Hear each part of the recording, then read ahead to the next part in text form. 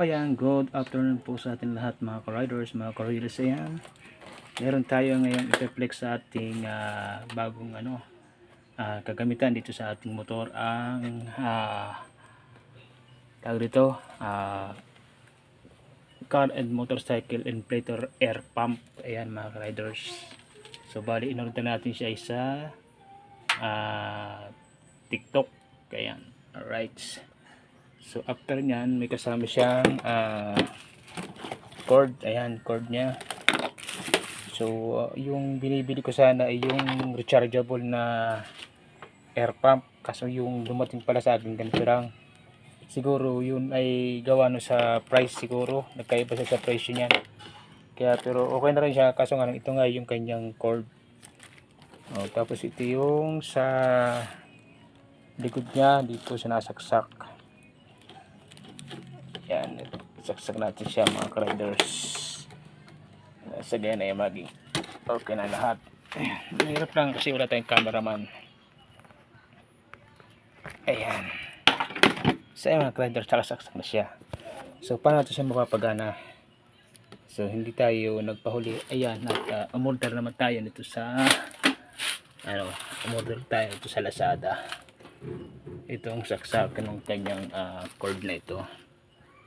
Ito yung mga panggamit kasi ito sa sigarilyo pag ikaw ay smoke naninigarilyo. Ito yung ginagamit nila.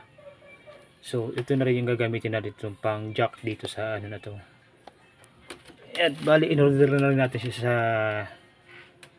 sa Lazada, kasi dun sa TikTok ay medyo mataas-taas ang kalidad ng presyo niya. Kaya ayun, dyan tayo sa umorder sa Lazada at dumating na nga siya.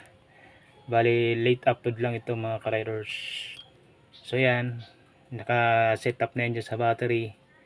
Meron naman siyang mga fuse for safety para hindi magkaroon ng problema yung ating linya ng ating motor.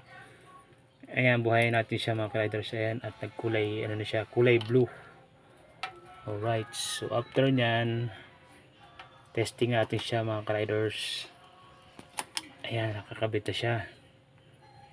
Ayan mga ka-riders, nakakabit na yung ating cord dito sa niya. So bali ito na lang yung pagkaganahin natin kung talagang legit ba na gumagana itong ating na-order. So ito, inayos ko lang yan kasi na medyo may problema na siya nung dumating dito. Kaya nilagyan natin siya ng tali kasi yung motor niya nagbaklasan dun sa hindi ko alam kung ano nangyari, pero okay naman siya at naayos na natin. So ayan, testing ko muna mga ka-riders kung talagang legit yung ating in order na air pump inflator para sa ating motor, sa sasakyan o mapabisikleta man yan o anong uri ng may gulong. Yan. So ayan mga ka-riders, testing natin kung talagang very good siya, kung good siya sa atin. Ayan. So talagang magana na sa atin. Hintay na problema pa. Ayan, pati na natin mga ka-riders.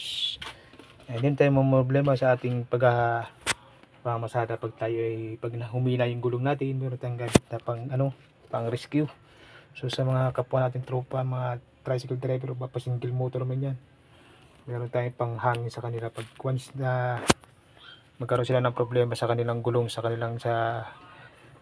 kalsada. Kung aabutin ng rescue natin, tutulungan natin. So yan, hanggang dito na mga ka-riders. At yan, nakita nyo naman, legit naman na gumana yung ating isa sa mga tools natin dito sa ating tricycle. Yan. So ayan, bye bye muna for now mga ka-riders. Yan ang ating ngayong gamit ngayon. Late ko lang siyang na-upload gawa ng nabisi tayo. But for now ay hanggang dito lang mga ka-riders. Hanggang sa muli. Maraming salamat po. See you next vlog. Bye bye.